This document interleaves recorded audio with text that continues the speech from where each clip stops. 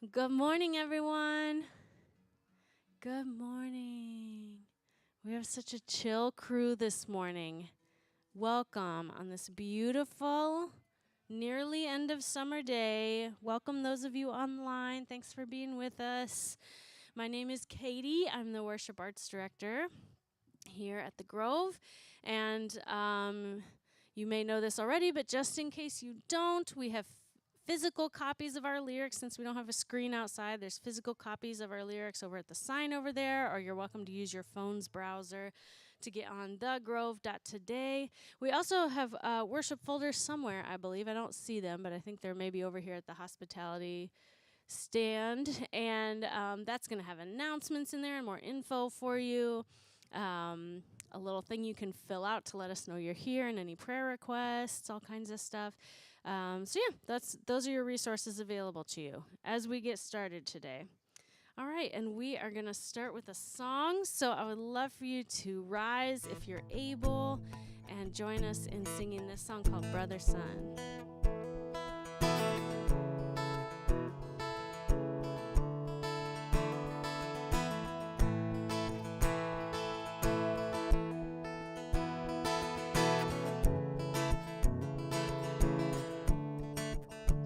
Brother sun, sister moon, your light shines from the heavens, giving glory, all the glory to the Maker.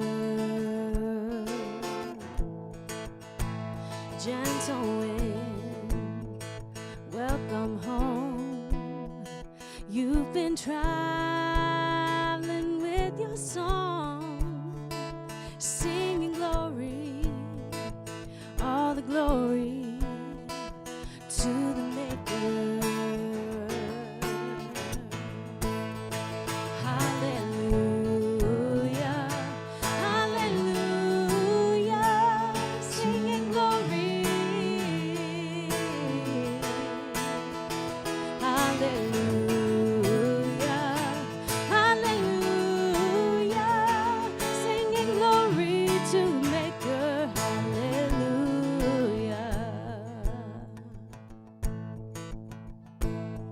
Sweetest rain, serenade, pouring down from the heavens.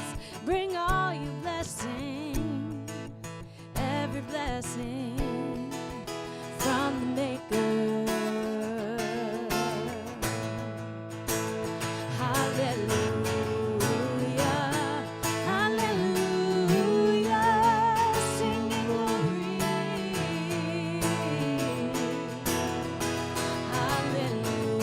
Hallelujah, hallelujah, singing glory to the Maker. Hallelujah.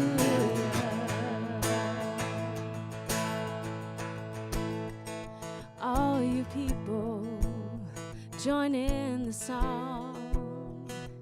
There is work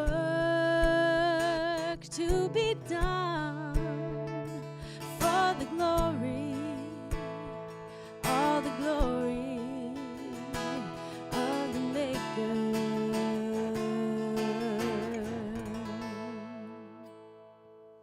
Amen. Y'all can have a seat.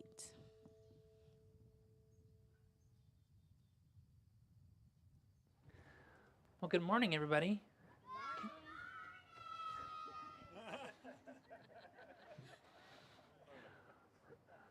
We might be smaller today, but the little ones are always going to chime in. My name's Jeremy. I'm here. I am here, like you.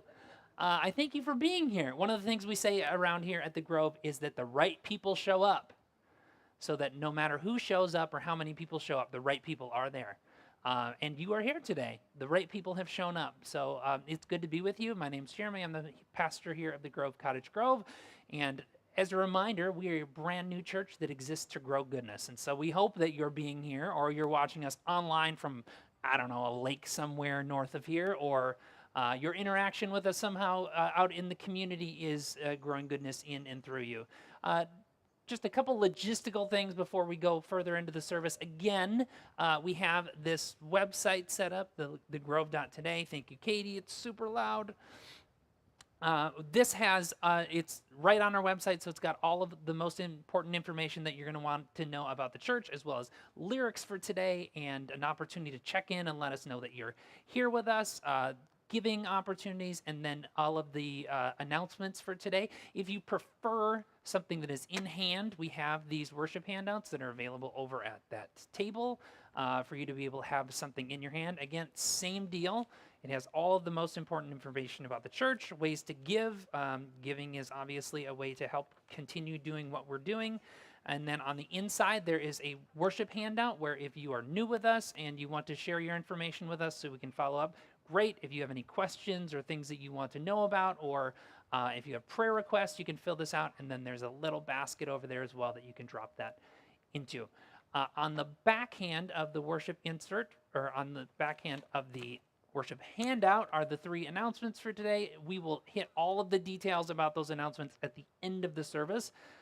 If you're interested in learning more about each of those things, though, you can either go to the QR code on them, or you can click on the images on the webpage and it'll bring you to that information when you want it at any point during the service or after the service even. Just a note about kids. Kids are valued members here at the Grove. We like to include them in everything that we do. Throughout the summer, however, at least for the next 3 weeks, we got from the kids in the back. Yes, valued members of the Grove. For the next 3 weeks, so as summer wraps up, we do not have kids programming.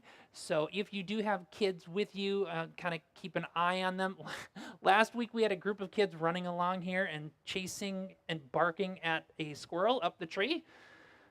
It's kind of free range kids programming on Sunday mornings. That's completely fine. Just kind of keep an eye on them to make sure that they don't run out into the street or something. We also do have a nursery that is available inside. It is unstaffed for the summer. The live stream, however, is going in there. So if you, yes, you grown-ups or your kids need that as an opportunity, you don't have to miss out on what's going on out here. I believe that is it for the upfront announcements. We are not just here to talk about logistics, but the reason that we gather on a weekly basis here on Sunday mornings is to make sure we're making connections with one another and with God. So one of the ways we do that is through Connection Point. Connection Point is your opportunity to connect with people around you. We give you a question prompt so that as you are talking with somebody around you that you don't know or don't know very well, you have a little bit of an introduction to the conversation. So today's question is around the state fair. The state fair is already starting this week, folks. Mixed feelings. However, lots of people have strong feelings about the state fair. We are not, our family's not big state fair people. However, I found myself past week knowing that the state fair was coming, buying corn dogs for our kids so they could at least have some of that state fair food experience. So the question for today is, what is your go-to state fair food, whether it's at the state fair or not? Could be corn dogs, could be deep fried butter. It's apparently a thing, I don't know. Whatever that might be, whether it's at the state fair or not. So take an opportunity, stand up, find somebody next to you you don't know very well, introduce yourself, and then you can discuss that question, and we'll reconvene in just a couple minutes.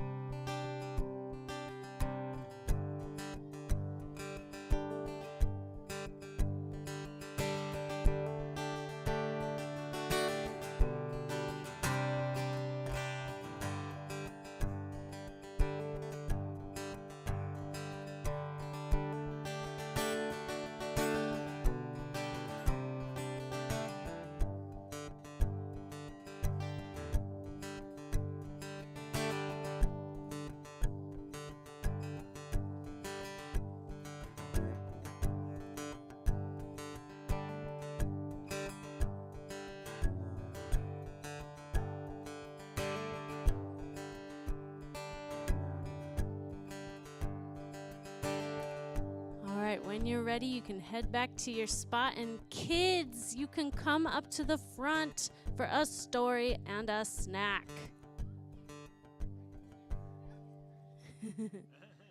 Yeah, you guys can just sit here on the bottom platform.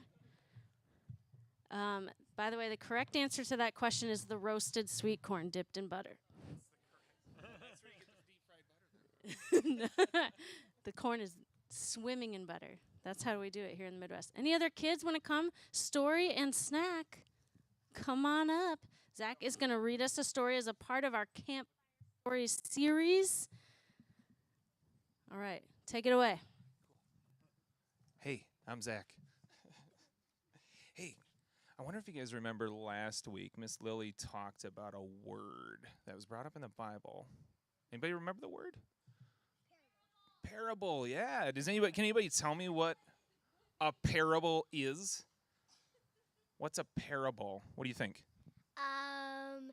It's a big story that teaches you a lesson.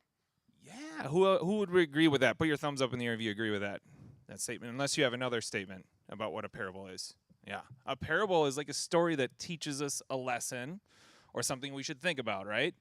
How to live life like Jesus, right? Well, this week we're going to talk about another parable, and this parable is a little bit about money. Who knows what money is? Who has a lot of money? Who thinks they have a lot of money? You have a lot of money? Almost $100. Almost $100. That's a lot of money. Can I have some? A little bit? Couple? Do you have a lot of money? How much money do you have, you think? I don't know. I have a ton. How much money do you have? You have a lot of money? Okay. Well, today we're going to talk about a person, and Jesus is going to tell us about a person who has a ton of money, okay? All right, we're going to talk about a parable today. Here we go. You guys ready? All right, then we'll have a snack. A parable is a simple story. We already talked about that. Today we're going to hear Jesus telling the story of the rich fool. It goes something like this. Jesus was speaking to a group of his followers when someone shouted from the crowd, "Hey, Jesus, make my brother give me a fair share of my family's money." Do you guys ever get jealous when your siblings get more stuff than you do? OMG, all the time, right? I hate it. Jesus was like, "Mister, what makes you think your family business is any of my business?" Then Jesus decided to use this as a teaching moment. He went on to say to the crowd, you guys ready? "Protect yourselves from greed. Life isn't about possessions you have, even if you have a lot." We brought up an interesting word in that sentence. Greed. You guys know what greed is? Who knows what greed is? What's greed? To be self-absorbed about your money and want more and more and more. Self-absorbed. I should give you another $100 for using that word. Well, how old are you? 9.5. Wow, genius. That's amazing. So, yeah, greed. We're self-absorbed. We love our money. We want to have more of it. We want to take all of it for ourselves, right? Is that an okay thing to take all the money for yourself? Is it? Really? I like money. It buys us a lot of stuff, but is it okay to take all of it for ourselves? No. What should we do if we had a lot? If you had like $1 million, what would you do with that money? Who would do something with $1 million? Buy a Nintendo Switch and a ton of Squishmallows and books. Okay. Would you give that money to anybody else who might want it? Probably my sister or my brother. You'd probably give it to your sister or brother. That's kind of you. That's a good sibling answer. I like that.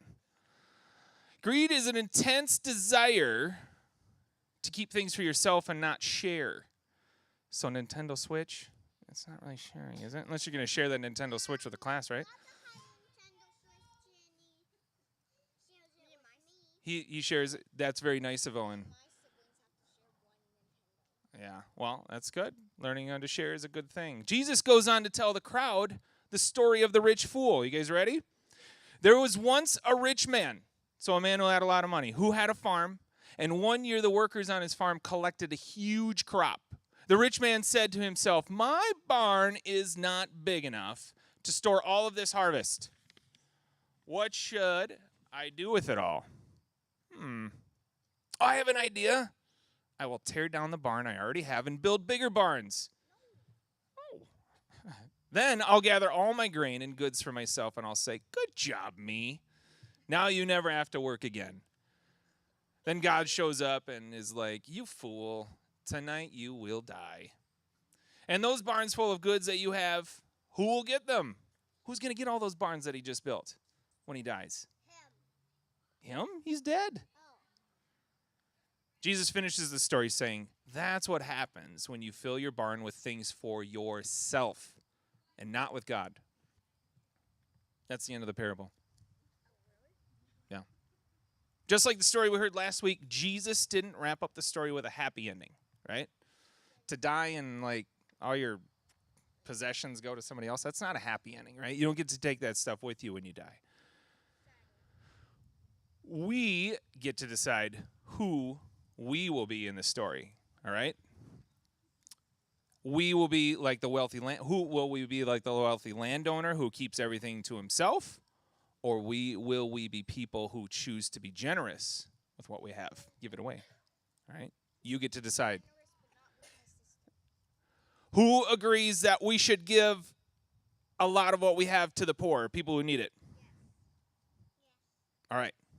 If you agree with me, what you're going to do is you're going to come up and get your snack. But as you walk down, I want you to say, tax the rich. That's what I want you to say. I want you to shout, tax the rich. Everybody with me. Tax the rich. Tax the rich. Come grab a snack. You guys did wonderful. Here we go. Nice job. You guys better keep shouting that. Here we go. Tax the rich, everybody. Tax the rich. Tax the rich. Okay. I'll be taking this microphone back now. Thank you. Everybody say thank you, Mr. Zach.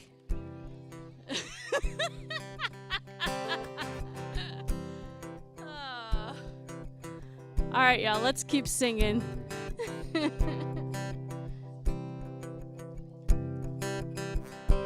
I see a king ruling with equity, reigning with empathy in the name of love. I see a king standing with those in need, welcoming refugees in the name of love. I see a king making it all like new, turning the sad untrue in the name of love. I see a king governing every place, cherishing every race in the name of love. I see the glory of the Lord fill the corners of the world, like a river to a desert he restores. And I can hear the earth rejoice, clap her hands and shout for joy, singing great is the King, hallelujah, he's done great things. And I see a king throwing a wedding feast, inviting the poor and least in the name of love.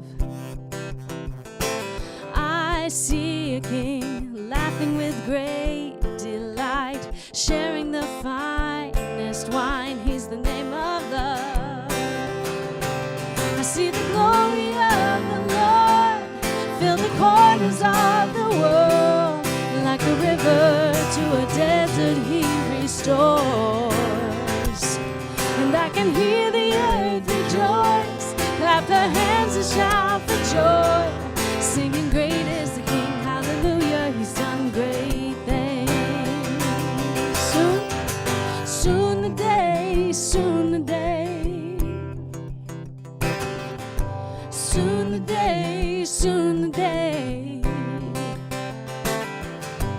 No more sickness, no more tears, no more pain. Soon the day he will reign forever.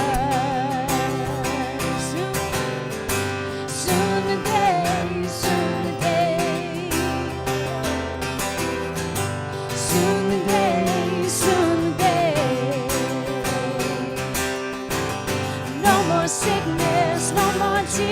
cause no more pain. Soon the day he will reign forever. I see the glory of the Lord fill the corners of the world. Like a river to a desert he restores. And I can hear the earth rejoice, clap her hands and shout for joy, singing great is the King, hallelujah. Great is the King, hallelujah. Great is the King, hallelujah. He's done great things.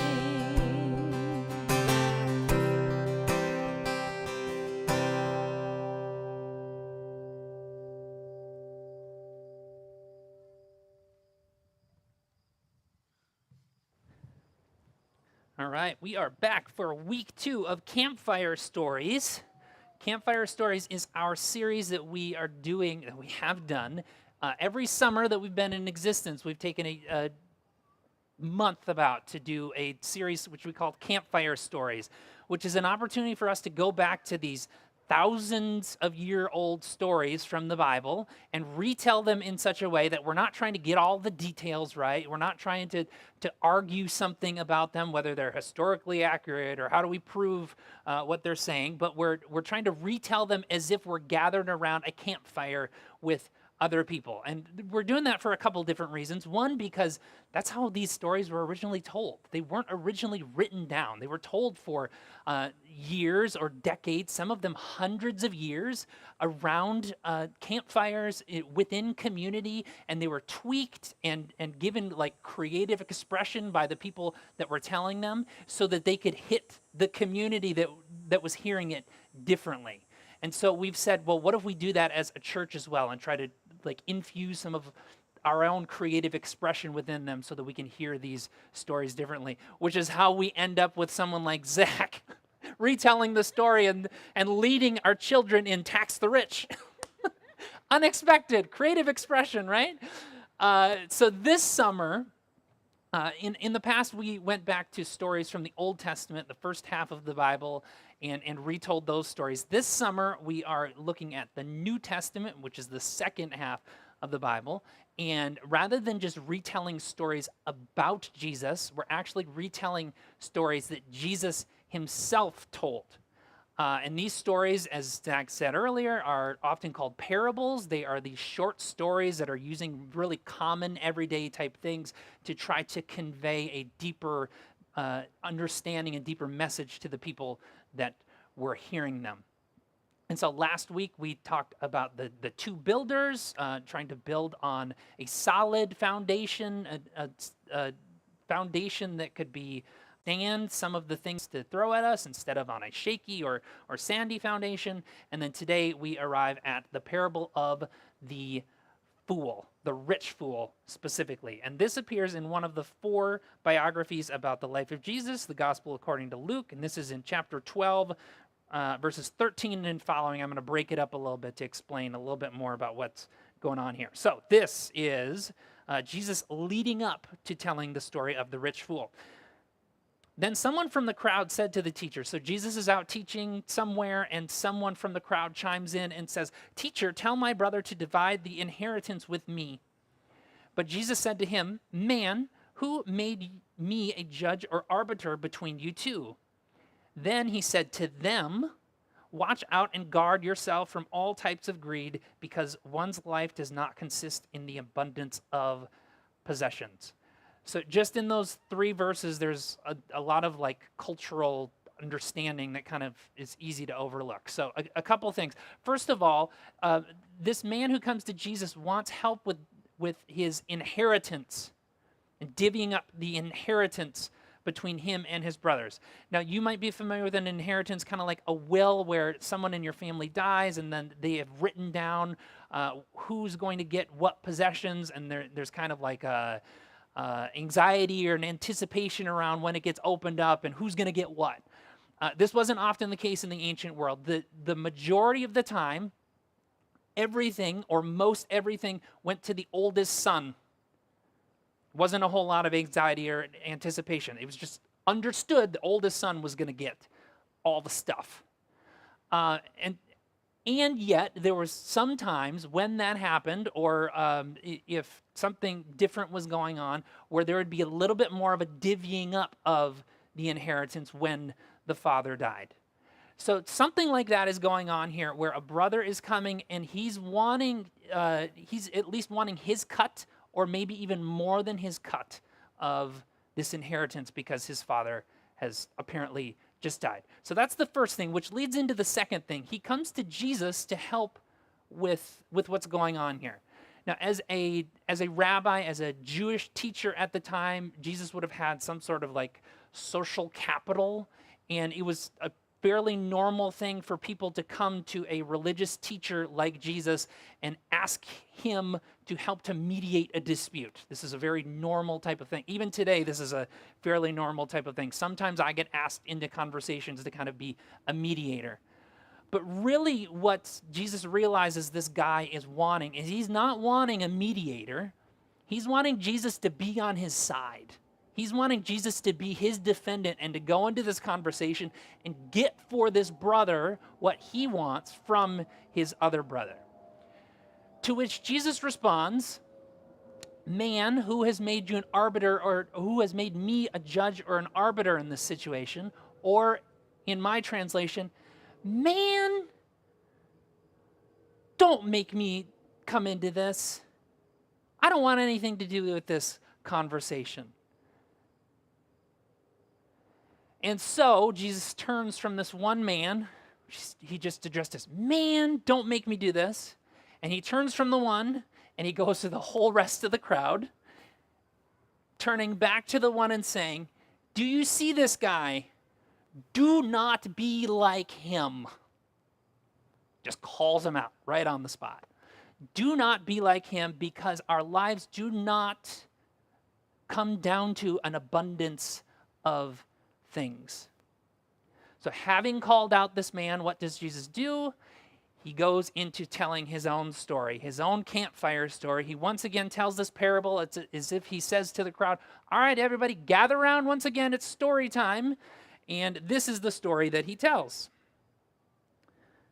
This is in Luke 12:16 through 21. "The land of a certain rich man produced an abundant crop. So he thought to himself, 'What should I do? For I have nowhere to store my crops.' Then he said, 'I will do this. I will tear down my barns and build bigger ones. And there I will store my grain and my goods. And I will say to myself, you have plenty of goods stored up for many years. Relax, eat, drink, celebrate.' But God said to him, 'You fool, this very night your life will be demanded back from you, but who will get what you have prepared for yourself? So it is with the one who stores up riches for himself, but is not rich towards God.'" It's important to know that the main character in this story that Jesus is telling is not a farmer. When we think of someone having a farm and farmland, you probably think of a farmer. In the ancient Near East, someone who owned this farmland is not a farmer like we would think.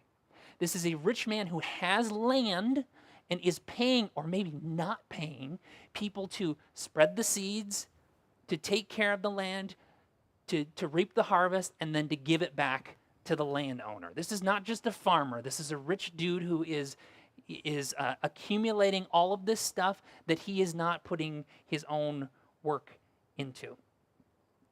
And here he is, even as he is not the one who is planting and reaping the benefits, he has this excess. Now, one of the things that people say when you're learning a new language is learning a new language often forces you to better understand your own language.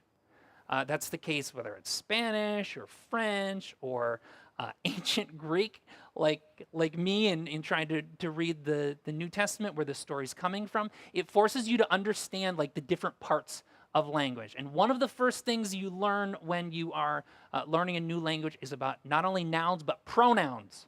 And you have to parse what those pronouns are. So there's first person, second person, third person, right? There's I, there is you. So first person is I, You is you, or second person is you, and then there's they, which is third person, okay?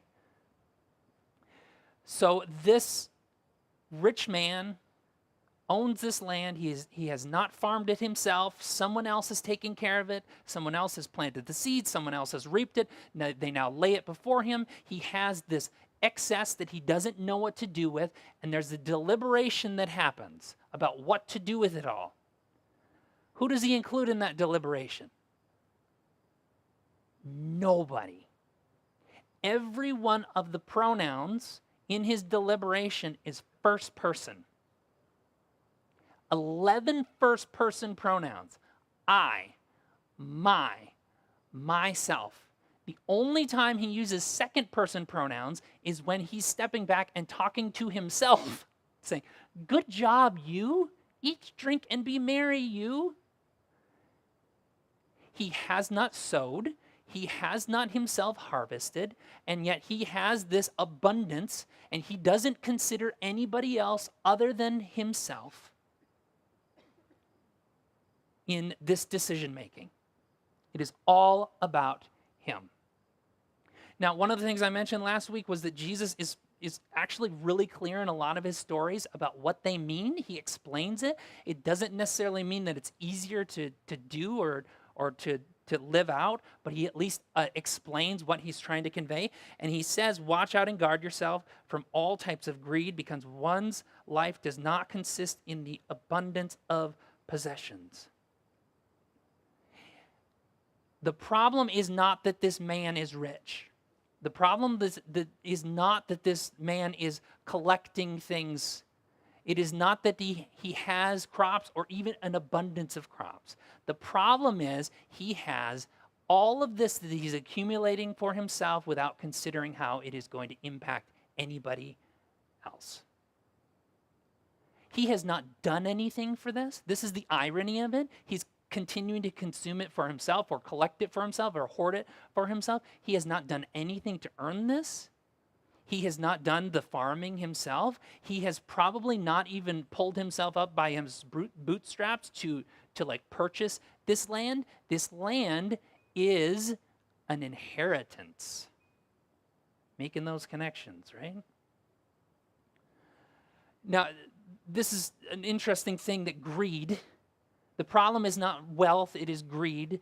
The issue of greed is something that Jesus repeats regularly. It's something that he comes back in his teachings regularly through all of his biographies. It's also one of the most important things that the Bible comes back to on a regular basis and tries to emphasize over and over again. The problem is not wealth. The problem is not blessing. It is when you have more than you need, when there are plenty who are going without anything that they need. One of the stories that the ancient Israelite people told and retold around campfires, and eventually hundreds of years later gets written down and put in the second book of our Bible, is this story of them coming out of slavery in Egypt. They come out of slavery in Egypt and they're on their way to their promised land, but before they get there, they have to live in the desert for 40 years. I don't know if you know much about deserts, but there's not a lot that grows there. There's not a whole lot of food there. And so they are constantly grumbling about not having anything to eat. Well, God hears their grumbling, and God responds by every single day providing this bread-like substance that appears outside of their tents. So every single day, they have this bread-like substance that they can come out to, and they can know that it's there to help them to get through the day. It's like a bread that comes down from heaven. And they have no idea what it is, so they name it manna, which means, what is it? Very creative. So they have this, what is it? Now, they know that it's going to be there every single day. There's two caveats, though. They have enough to be able to get through the day, but only enough to get through the day, and only enough for each person in the tribe to get through the day. What that means is that if someone takes too much, if someone gets greedy and has more than they need, it means that somebody else in the tribe is not going to have what they need to get through the day. There's a second caveat, though. The second caveat, though, is it's only enough to get through that one day. Because what happens is, at the end of that day, it gets rotten and stinky and full of worms. And so if you are one of those people who takes more than you need because you just want more or you're worried that it's not going to show up the next day, and it means that somebody else is going to go without, it's going to do something to you as well, because the next morning you're going to be known as the stinky one.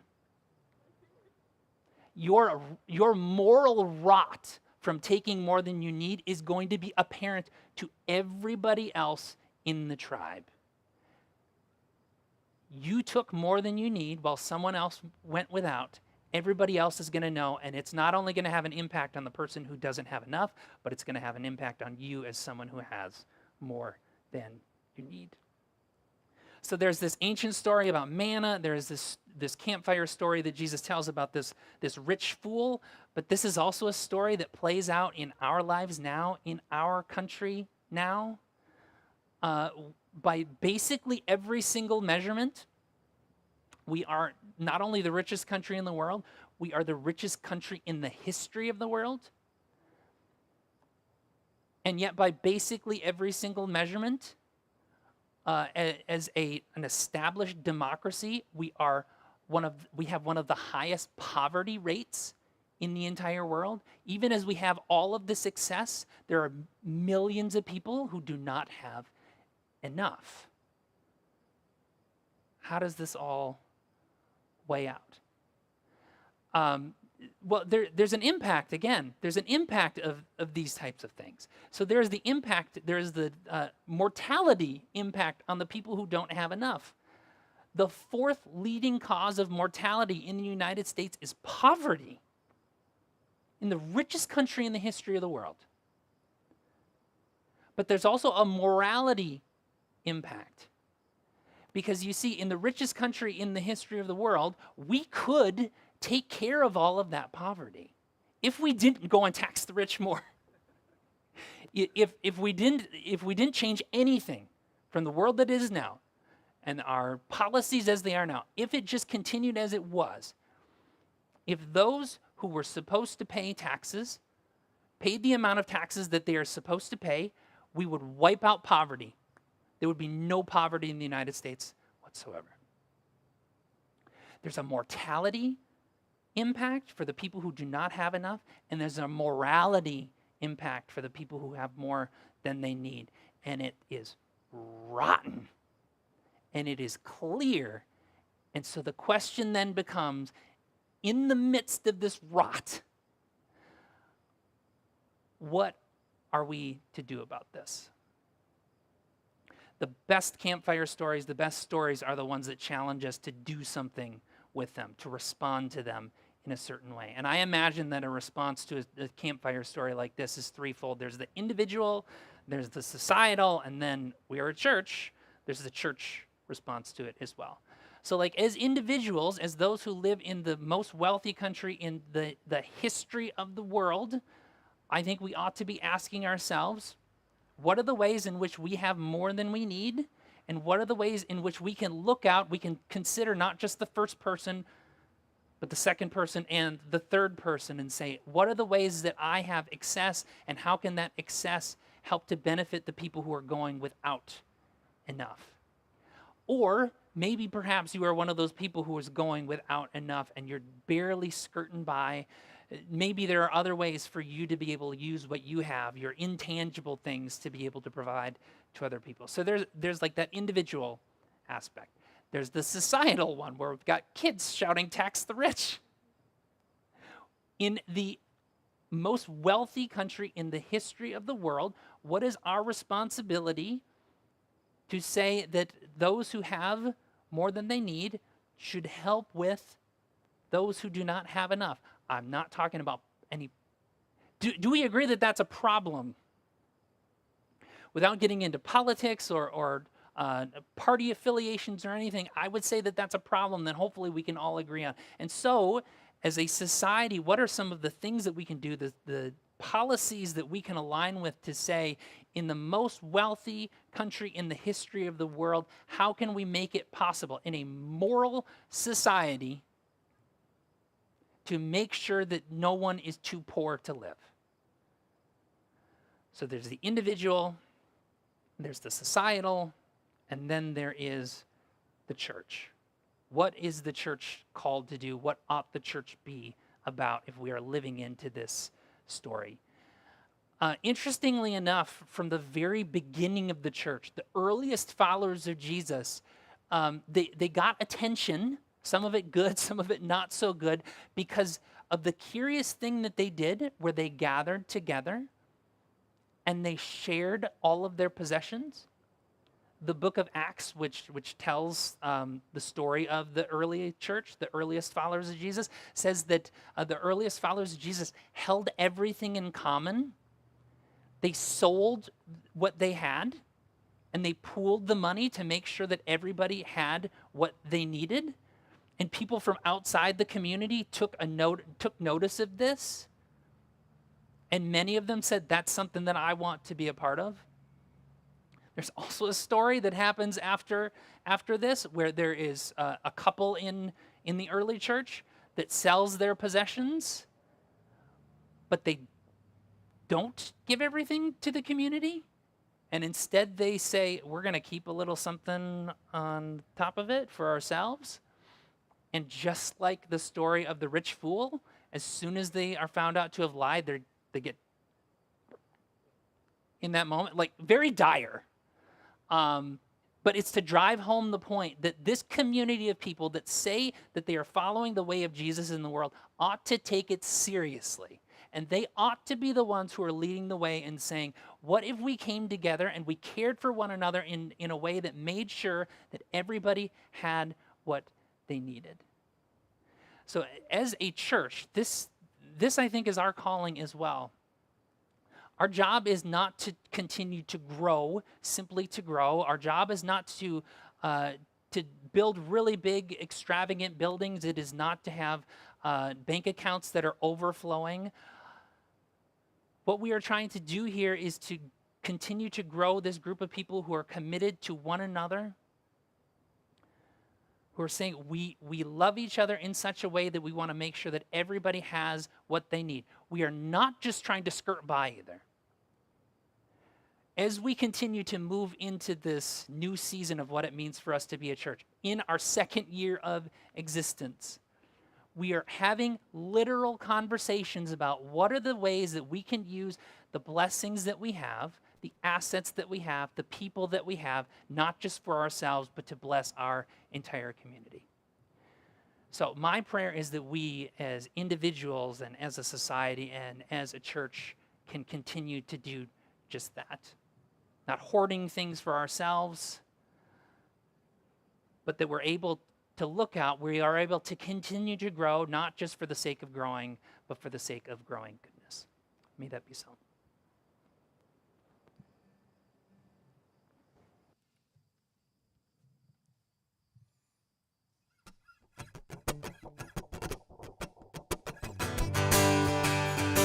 Will you all rise and join us for our last song?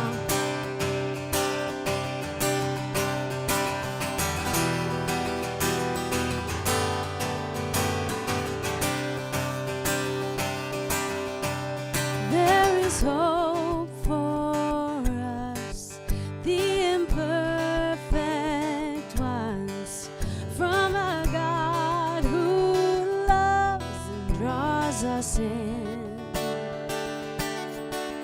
There is life over death, there is newborn breath, resurrection power that lives within. And all our hope is them. Ooh,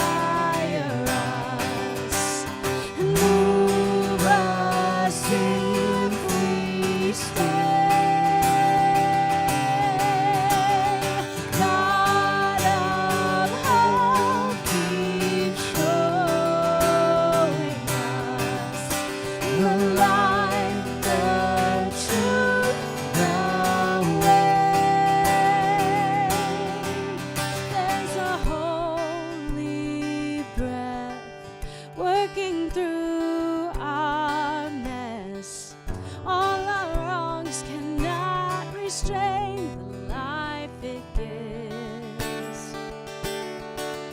There is hope of grace, new with every day.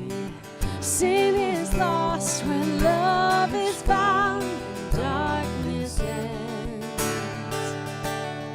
God gave life so that we may live. God of love, inspire us, move us if we stay.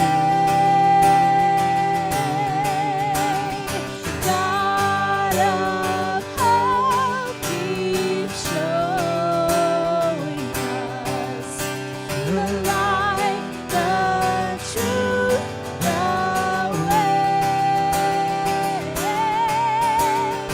God of love, inspire us, move us if we stay. God of hope, keep showing us the life, the truth, the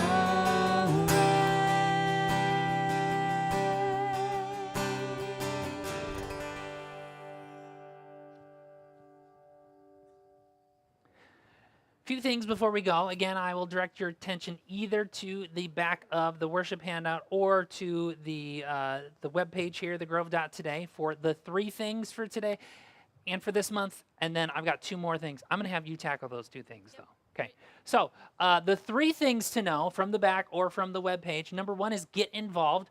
We are only 3 weeks out from our fall kickoff. This is when we move back inside and we kick off all of our programming, especially our kids' programming, and we hit the ground running. In order to hit the ground running for the fall, we need teams that are full of volunteers.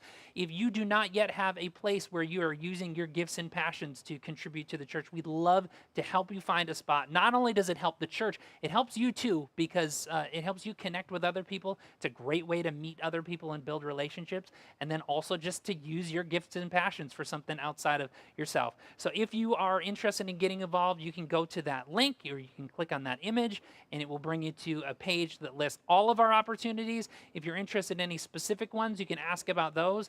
If there's something that's not on there that you think you would be able to do that would help to contribute, we'd love to literally create a spot for you to be able to do that. Second thing is Backpack Blessing. On September 3rd, our last Sunday outside, we will have our kids, or not kids, people who are going back to school, whether small or not small, show up with their backpacks. We'll line the backpacks up. We'll line the kids up here. We'll pray over their backpacks and over their school year ahead. It's a really fun opportunity for the kids to be able to show off their new goods.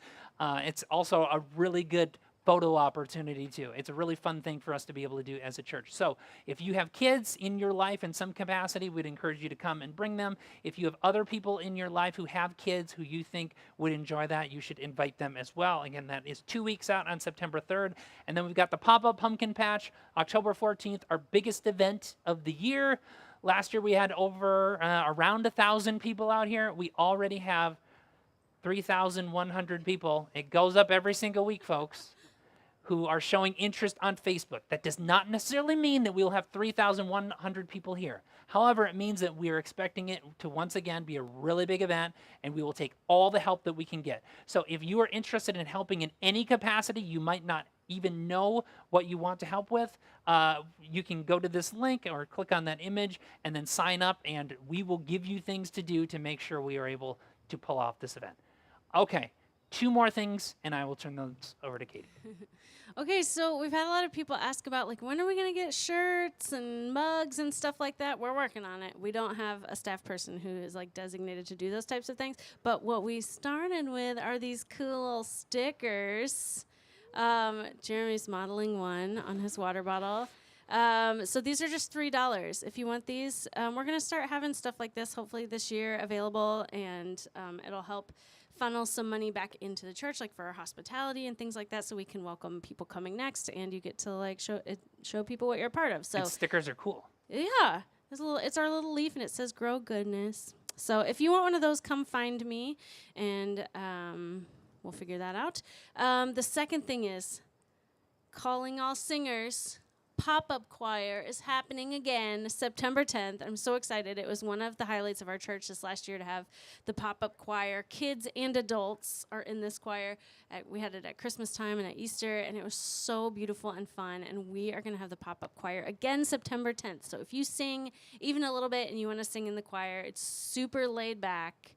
We rehearse like once before worship, so it's not a time commitment, and I would love for you to be a part of that, so come find me for that.